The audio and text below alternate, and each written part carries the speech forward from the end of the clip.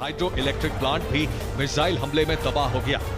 Zaporizhzhia के hydro electric power plant के पास भी रूस ने बम बरसाए। 24 घंटे में रूस ने यूक्रेन के 5 नए पावर प्लांट तहस नहस कर दिए। कीव में 2 हीट एंड पावर प्लांट को निशाना बनाया गया। लवीव में हीट एंड पावर प्लांट को तबाह कर दिया गया। नीपर नदी पर बना क्रेमेंचुक हाइड्रो इलेक्ट्रिक पावर प्लांट भी तबाह हो गया। ज़ैपोरिज़िया में नेप्रोस्तोय डैम पर नीपर हाइड्रो इलेक्ट्रिक स्टेशन भी तबाह हो गया।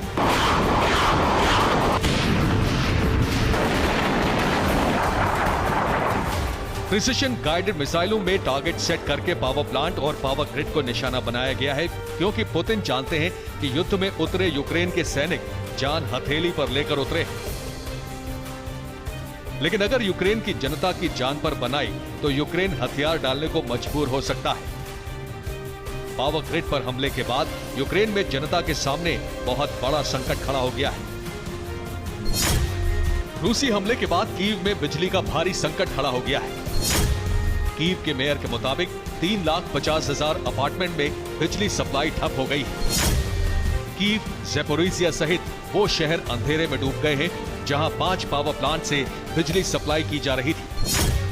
यूक्रेन की सबसे बड़ी पावर कंपनी डी-टेक ने आशंका जताई है कि पूरे यूक्रेन में ब्लैकआउट हो सकता है।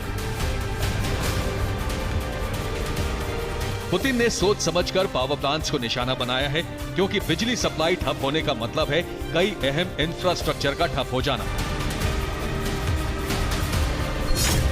बिजली सप्लाई ठप होने से कीव के वाटर सप्लाई स्टेशन बंद हो गए हैं। कीव शहर के 80% इलाकों में पानी की सप्लाई पहुंचनी बंद हो गई है। कीव में पानी के लिए लोगों को कतार लगाकर इंतजार करना पड़ रहा है। अस्पतालों में बिजली पानी की सप्लाई बंद होने से बड़ी मुश्किल खड़ी हो गई है। अस्पतालों की लाइफ सेविंग मशीनों ने काम करना बंद कर दिया है।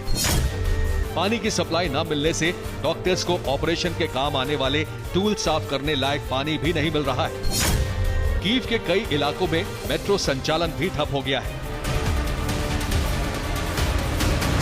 बिजली जाने का मतलब है एक चलते फिरते शहर का ठहर जाना, नागरिक सुविधाओं का दम तोड़ देना। यूक्रेन वॉर जोन में जो भी रणनीति अपना रहा है उसकी प्लानिंग राजधानी कीव में हो रही है, और कीव प्रशासन के सामने युद्ध की रणनीति बनाने के साथ साथ नई चुनौती है जनता की जान बचाना। नवंबर का महीना है और यूरोप में कड़ाके की सर्दी शुरू हो चुकी है। इन दिनों कीव शहर का मैक्सिमम टेम्परेचर 6 डिग्री सेल्सियस है। आगे कठोर सर्दी के दिन आने वाले हैं। दिसंबर के महीने में यूक्रेन के कई शहरों का तापमान -4 डिग्री सेल्सियस तक गिर जाता है।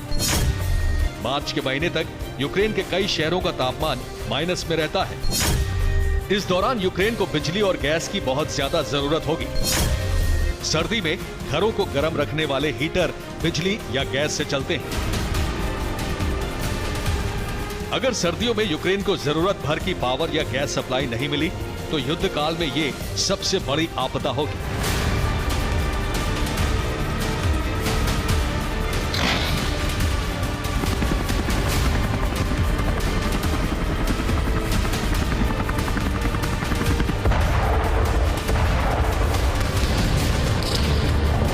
पुतिन इसी नीति पर आगे बढ़ रहे हैं, क्योंकि रूस के पास हथियारों की कमी हो गई है। अब एक एक हथियार का इस्तेमाल इसी रणनीति के तहत किया जा रहा है, जिससे भविष्य में उसका फायदा हो।